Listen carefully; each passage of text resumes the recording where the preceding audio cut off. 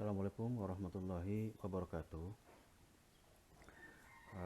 Sekarang saya akan menjelaskan sedikit tentang semantic roles of argument in English sentences. Persoalan utama adalah bagaimana kita mendefinisikan subjek. So what is subject? Mari kita perhatikan beberapa kalimat di bawah ini. Pertama, Budi left. Budi berangkat atau Budi pergi. Di sini tidak ada objek. Berarti Budi melakukan sesuatu sendirian untuk dirinya.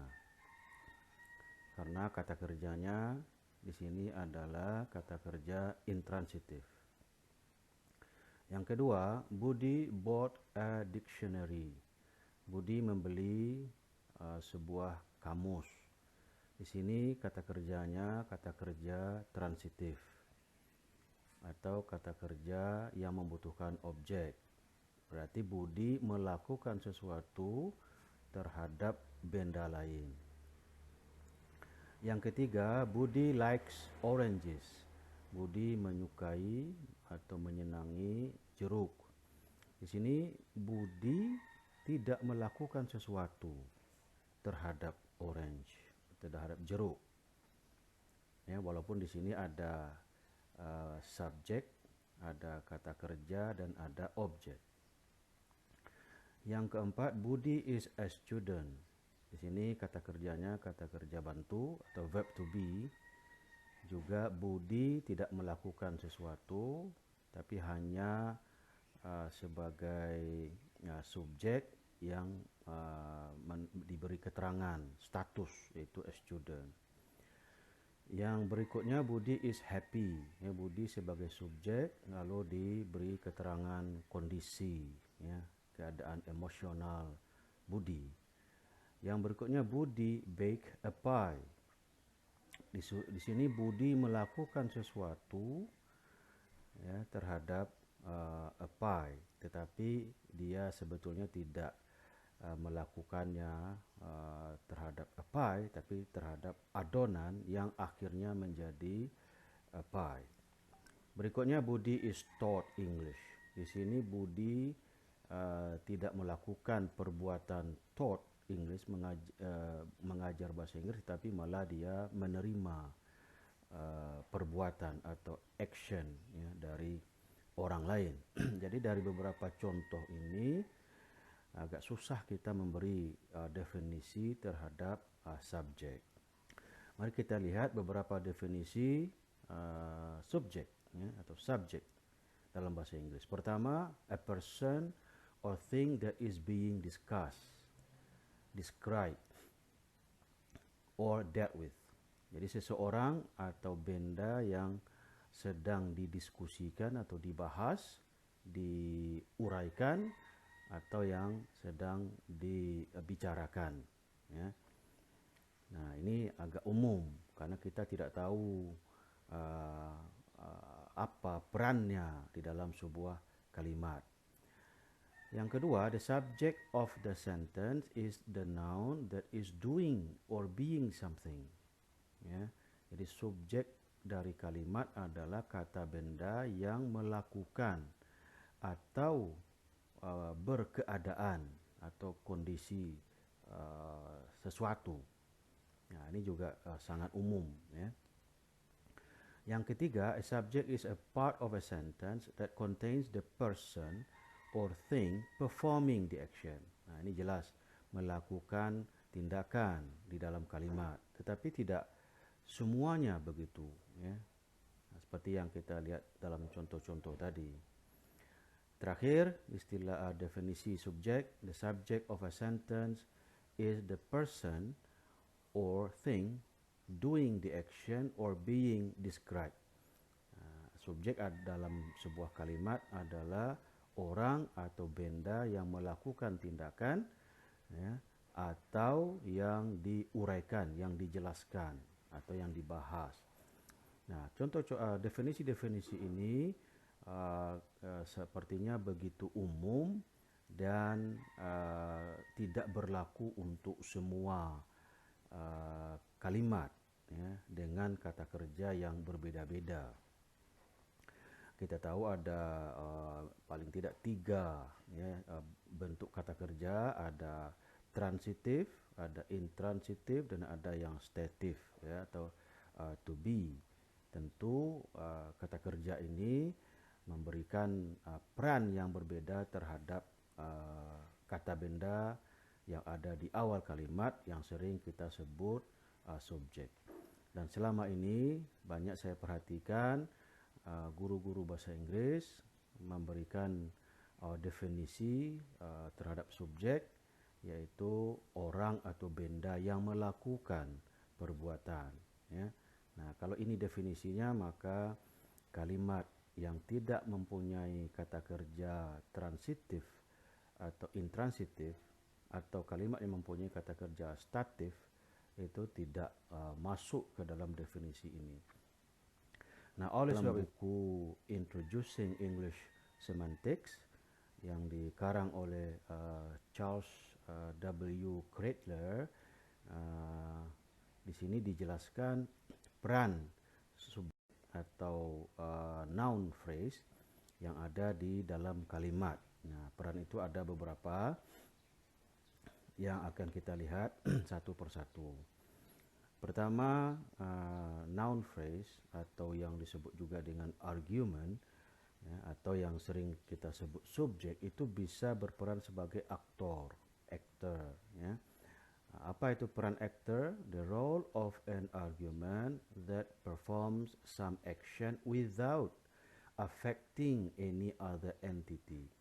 Jadi peran noun phrase atau subjek yang melakukan perbuatan tanpa memberikan pengaruh atau dampak kepada benda lain atau orang lain ya, other entity.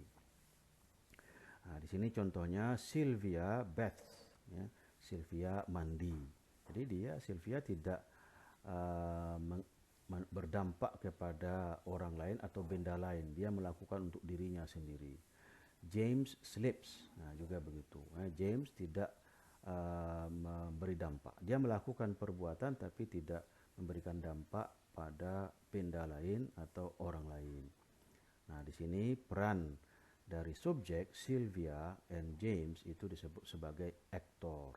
Kalau kata kerjanya kata kerja intransitif seperti ini, jadi tidak kita beri istilah subjek lagi, atau kita tambahi subjek yang berperan sebagai aktor. Yang kedua, subjek yang berperan punya peran sebagai affected. Apa itu peran affected? The role of an argument that undergoes a change due to some event or is affected by some other entity. Itu peran subjek atau argument atau noun phrase yang mengalami perubahan karena sebuah kegiatan atau tindakan atau dipengaruhi oleh objek lain ya, benda maupun orang, seperti a window broke ya. Jadi jendela pecah. Jadi jendela tidak melakukan tindakan ya, pemecahan, tetapi dia malah mengalaminya ya, dia pecah sendiri. Dia yang mengalami ya. Dia yang menerima akibat dari kata kerja broke. The building collapsed ya, gedung itu runtuh. Ini juga begitu ya, building tidak meruntuhkan dirinya sendiri ya. Nah, jadi dari contoh yang seperti ini, maka peran subjek atau noun phrase atau argument itu disebut sebagai affected ya. Nah, berikutnya peran noun phrase atau subjek bisa juga sebagai affecting. Apa itu affecting? Ya, the role of an argument that without any action affects another entity. Jadi peran subjek atau noun phrase yang tanpa melakukan tindakan apapun tapi tetap berpengaruh terhadap objek lain atau orang lain. Seperti Betty likes opera. Betty menyukai opera. Betty tidak melakukan apa-apa, tetapi tetap ya memberi pengaruh atau dipengaruhi ya oleh opera ya.